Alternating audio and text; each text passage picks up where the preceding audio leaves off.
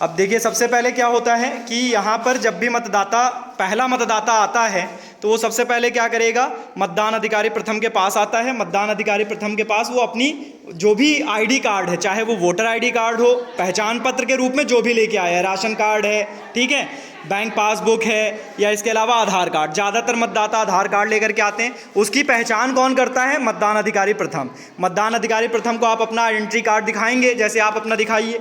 मतदान अधिकारी प्रथम के पास मतदाताओं की चिन्हित प्रतियां होती हैं, ठीक है। इसके माध्यम से वो आपको देख लेगा, पता कर लेगा कि हाँ यही मतदाता हैं या नहीं है, ठीक।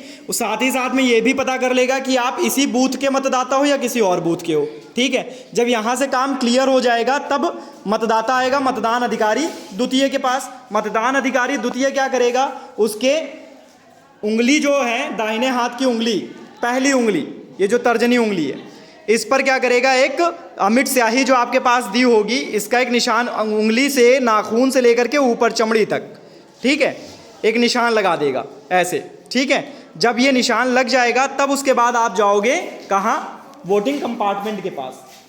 वोटिंग कंपार्टमेंट के पास आप जाएंगे, वोटिंग कंपार्टमेंट होगा, आप उसके पास चले जाएंगे, ठीक है। वहाँ पर आपके पास एक बैलेट यूनिट होगा जिसके अंदर बहुत सारे जितने भी प्रत्याशी खड़े हैं चुनाव के लिए, उन प्रत्याशियों का चुनाव चिन्ह होगा, ठीक है। यहाँ पर मतदान अधिकारी तृतीय खड़ा है। मतदान अधिकारी तृतीय क्या करेगा, खड़ा नहीं, बैठ जाओ। मतदान अधिकारी तृतीय क्या करेगा, जब आप वहाँ पर जाओगे वोटिंग डालने के लिए तो ये यहाँ से कंट्रोल यूनिट पे एक बैलेट इशू कर देगा, बटन यहाँ से दबा देगा, ठीक है। फिर वहाँ पर आप क्या करोगे, जो भी आपको जिस भी प्रत्याशी के सामने का चुनाव चिन्ह दबाना है बटन, उसके सामने का बटन आप दबा देंगे और इस तरीके से एक बीप की आवाज़ आएगी, ठीक है। बीप की आवाज़ जब आ जाती है तो इससे क्लियर हो जाता है कि आपका वोट पड़ गया है और आप चुपचाप फिर वापस मतदाता बाहर चला जाएगा। इस तरीके से यहाँ पर 2 लाइनें लगी हैं, 2 लाइनों में एक महिला आएंगी, एक महिला आती जाएंगी, एक पुरुष आते जाएंगे। इसी के साथ में इधर मतदान अभिकर्ता भी बैठे रहेंगे। ये मतदान अभिकर्ता कौन होते हैं, इनको एक तरीके से हम कहते हैं एजेंट्स। अब ये एजेंट्स कौन है, एजेंट्स का काम होता है जो भी प्रत्याशी आपका चुनाव लड़ रहा है वो प्रत्याशी क्या करेगा, अपने अपने एजेंट्स बनाएगा। भाई वो प्रत्याशी तो एक जगह जा नहीं सकता है, ठीक है, बूथ इतने सारे बने हैं, अब प्रत्याशी हर जगह पर जा के केवल चेक कर सकता है।